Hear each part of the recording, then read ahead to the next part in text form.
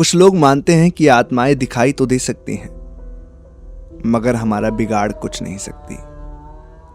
मगर मैं इस बात से इत्तेफाक नहीं रखता हूं। कुछ समय पहले ही मेरी आंखों के सामने एक ऐसी घटना घटित हुई जिसे देखकर मैं भी अंदर तक टहल गया था। यह कहानी एक सत्य घटना से प्रेरित होकर लिख रहा हूं मैं। एक बिगड़ी भटकती रूह ने एक परिवार को डर और दहशत के साए में रहने को मजबूर कर दिया था। श्यामचंद नामक आदमी के परिवार में उसकी पत्नी श्यामली, उसके 3 लड़के और एक लड़की थी। सबसे बड़ा लड़का रमेश फौज में सिपाही था, जो कि विवाहित था। 2 छोटे लड़के पवन और राजू अभी पढ़ रहे थे। लड़की के लिए रिश्ता ढूंढा जा रहा था। परिवार की गिनती गांव के इज्जतदार घरों में होती थी। शादी के कुछ समय पश्चात जब बड़े लड़के रमेश को लड़का हुआ तो धूमधाम से बड़ा आयोजन हुआ। गांव भर को न्योता दिया गया, दान दक्षिणा दी गई। परिवार की खुशियों में और भी 4 चांद लग गए थे। मगर कहते हैं ना कि दुख और सुख सिक्के के 2 पहलू की तरह होते हैं। कुछ दिन बाद सबसे छोटा लड़का पवन खेतों में सिंचाई के लिए गया हुआ था। दोपहर के समय उसके लिए घर से खाना आ गया, जिसमें कुछ मिठाई भी शामिल थी। पवन ने खाने के साथ कुछ मिठाई भी खाई। उनके खेतों के साथ एक बड़ा बाग लगता था, जिसमें बहुत से आमों के पेड़ थे और वहीं पर एक छोटी सी समाधि भी बनी हुई थी, जिस पर सफेद रंग की पुताई की गई थी। थोड़ी थोड़ी हवा भी चल रही थी। पवन के खेत से थोड़ा अंदर बाग की तरफ प्रवेश करते ही वो समाधि स्थित थी। पवन ने जाने अनजाने में उस तरफ मुंह करके पेशाब कर दिया और शायद कुछ छींटे उड़कर समाधि पर जा गिरे। कुछ समय बाद ही उसे कुछ अजीब से अनुभव होने लगे। उसे लगा जैसे उसका सर घूमने लगा था। अपने आसपास उसे किसी साए का एहसास हो रहा था। जमीन पर गिरे हुए आम के सूखे पत्तों की चरमराहट की ऐसी आवाजें आ रही थी जैसे कोई उन पर चल रहा हो। पवन को लगने लगा था कि उससे बहुत बड़ी गलती हो गई है, जो उसने यहां मीठा खाकर पेशाब कर दिया है। शायद उसे इसका खामियाजा भुगतना पड़ सकता है। उसने जल्दी से अपनी बाइक उठाई और वहां से 1 या 1.5 किलोमीटर दूर स्थित एक धार्मिक स्थल की तरफ भगा दी, जहां पे उसके गांव और आसपास के कई गांव के लोग पूजा पाठ करने आते थे और उस जगह को काफी ज्यादा मानते थे। वहां पहुंच के उसने साधु महाराज से संकट मिटाने के लिए हाथ पर एक डंडा या ताबीज बंधवा लिया, जिससे बुरी आत्माओं से उसका बचाव हो सके। अब उसे थोड़ा यकीन होने लगा था कि शायद बुरी बला टल जाए, मगर जिस झमेले में वो पड़ चुका था उससे बच निकलना इतना आसान नहीं था। ये बात वो घर पहुंचते पहुंचते समझ चुका था। घर के गेट पर पहुंचकर वो बाइक समेत नीचे गिर गया। ये सब देखकर उसके घर वाले सहम गए। उसको उठाकर पलंग पर लिटाया गया। उसको बेहोशी सी छा गई थी और उसके हाथ पांव अजीब तरह से मुड़ने लगे थे। साधारण तौर पर आदमी अपने शरीर को इतना कभी नहीं मोड़ सकता। घर वालों को कुछ समझ नहीं आ रहा था कि उसको आखिर हुआ क्या है। डॉक्टर को बुलाया गया। उसने कुछ दवाई वगैरह दी, मगर दवा का कोई ज्यादा असर नहीं हो रहा था। तभी किसी ने सलाह दी कि इसको किसी तांत्रिक के पास ले जाओ, क्योंकि इस पर किसी बुरी आत्मा का साया मालूम पड़ता है। गांव के एक तांत्रिक को बुलाया गया। उसने पवन को कुछ सुंघा दिया, जिससे उसकी आंखें लाल हो उठी और उसने किसी दरिंदे की तरह जब उस तांत्रिक को घूरा तो उसकी सिट्टी पिट्टी गुम हो गई।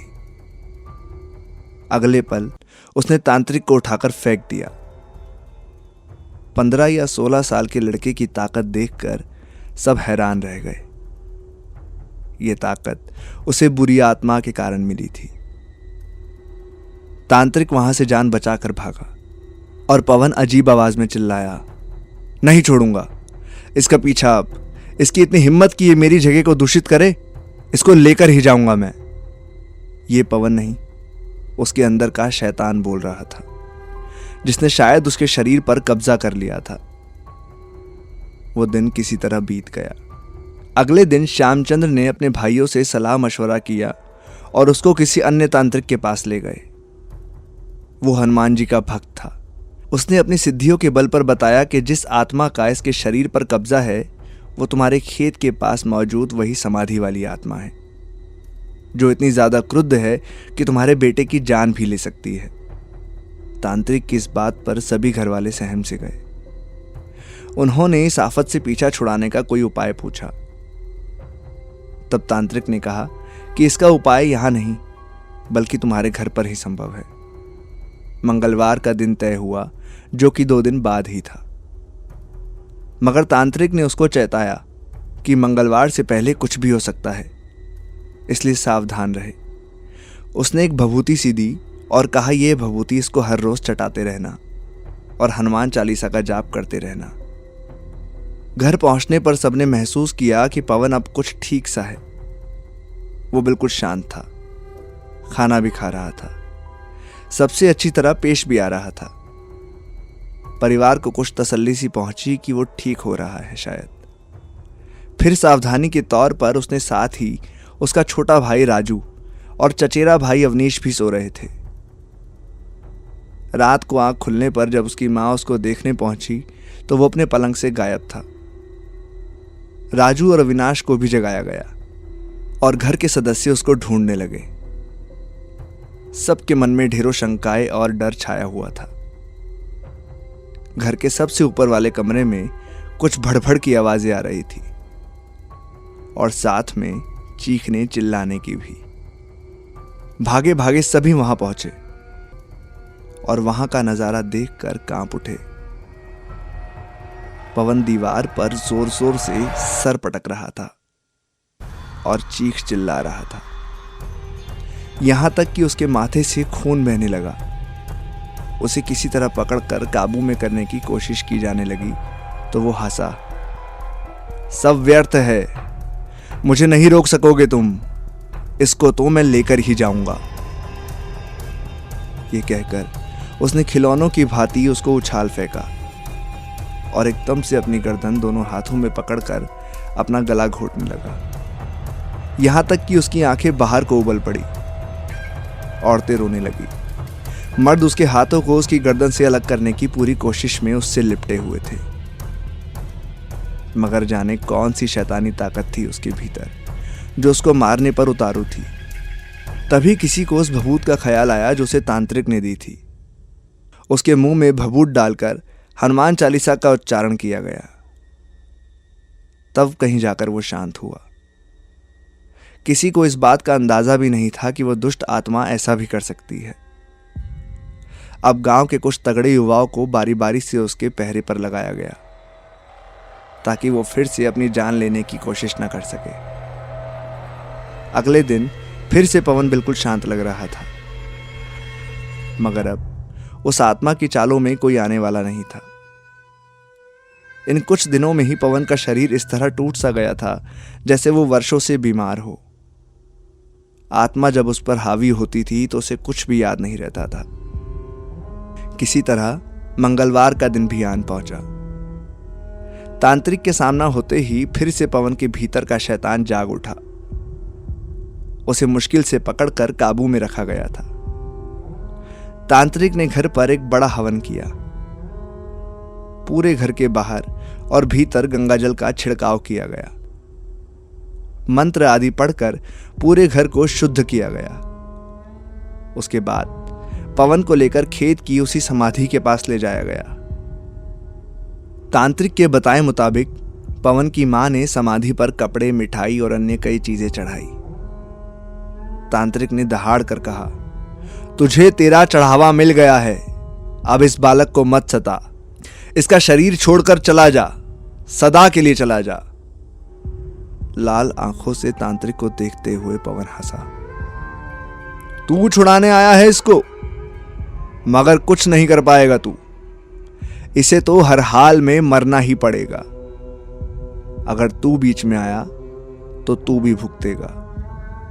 अपने हौसले को इतना बुलंद ना करे दुष्ट आत्मा, ऐसा ना हो कि मैं तुझे नरक की आग में ही झोंक दूं। तांत्रिक और वो आत्मा एक दूसरे को ताकत जैसे तोल रहे थे। परिवार के लोग डरते हुए ये सब देख रहे थे। तांत्रिक के बार बार चेतावनी देने के बाद पवन के माथे पर लाल तिलक लगाया गया, हाथ पर कुछ धागा सा भी बांधा।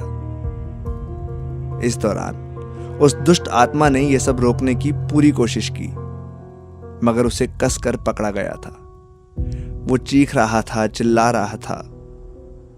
तांत्रिक तेजी से कुछ मंत्र पढ़ते हुए उसके माथे पर कुछ भभूति का लेप सा कर रहा था और अंततः पवन बेहोश हो गया। उसको घर वापस लाया गया। घर के दरवाजे पर अभिमंत्रित कीलें ठोक दी गई। बजरंग बाण का पाठ किया गया। उस दिन के बाद फिर कभी पवन को उस आत्मा ने कष्ट नहीं दिया। परिवार ने राहत की सांस ली। श्यामचंद के परिवार में एक बार फिर से हंसी खुशी लौट आई थी। ऐसी ही और भी कहानी और किस्सों के साथ मैं आती रहूंगी सिर्फ और सिर्फ प्रतिलिपि एफएम पर। आप भी आते रहें और सुनते रहें। तो मिलते हैं जल्द ही। शुक्रिया।